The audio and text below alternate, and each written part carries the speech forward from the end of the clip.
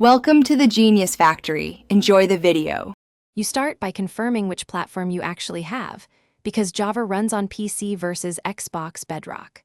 Once confirmed, back up your worlds now. Losing saves is common when altering files.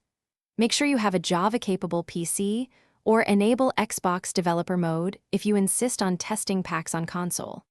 Next, download a trusted texture pack or mod manager on that PC and prepare a clean game profile. This prevents conflicts and keeps the process reversible.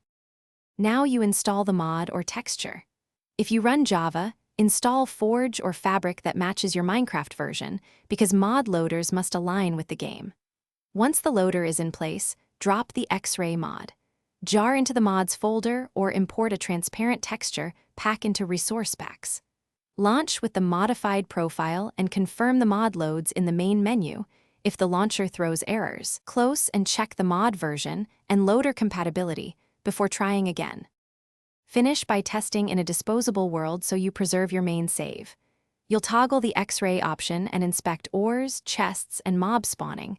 This confirms functionality.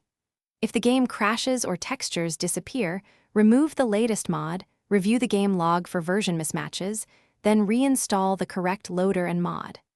Remember, Xbox Bedrock cannot run Java mods on console. Rely on Marketplace or Realm-compatible resource packs, and always make a fresh backup.